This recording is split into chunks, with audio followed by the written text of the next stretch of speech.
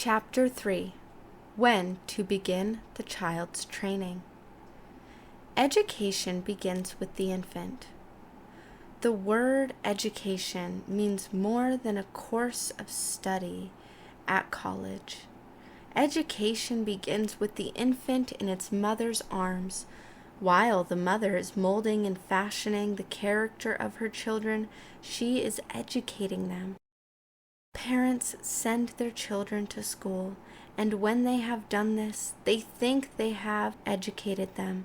But education is a matter of greater breadth than many realize.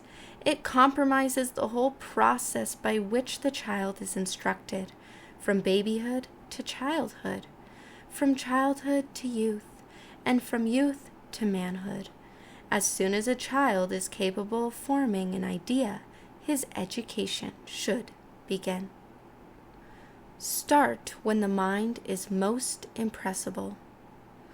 The work of education and training should commence with the babyhood of the child, for then the mind is the most impressible, and the lessons given are remembered.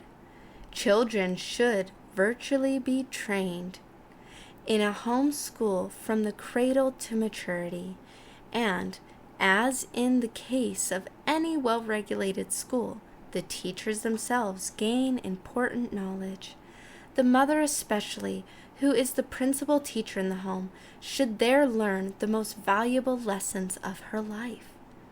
It is a parent's duty to speak right words.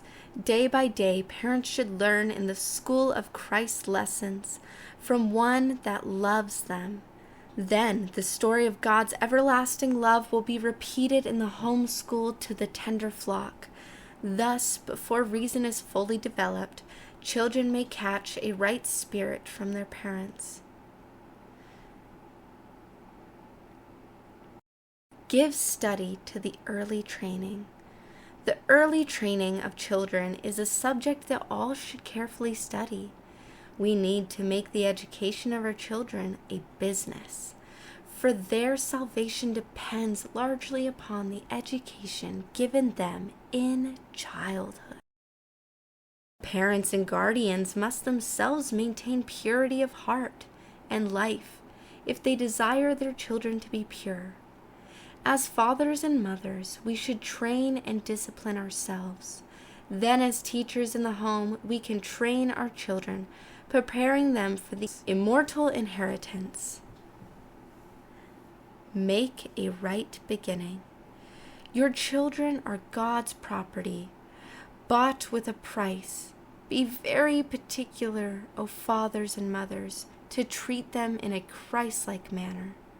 The youth should be carefully and judiciously trained, for the wrong habits formed in childhood and youth often cling to the entire life experience. May God help us to see the necessities of beginning right. Importance of training the first child. The first child especially should be trained with great care, for he will educate the rest. Children grow according to the influence of those who surround them. If they are handled by those who are noisy and boisterous, they become noisy and almost unbearable. The plant, an object lesson in child training. The gradual development of the plant from the seed is an object lesson in child training. There is first the blade of grass, then the ear, after that the full corn in the ear. He who gave this parable created the tiny seed, gave it its vital properties, and ordained the laws that governed its growth, and the truths taught by the parable were made a reality in his own life. He, the majesty of heaven, the King of glory, became a babe in Bethlehem, and, for the first time, represented the helpless infant in its mother's care. In childhood, he spoke and acted as a child, honoring his parents and carrying out their wishes in helpful ways. But from the first dawning of intelligence, he was consistently growing in grace and in knowledge of truth.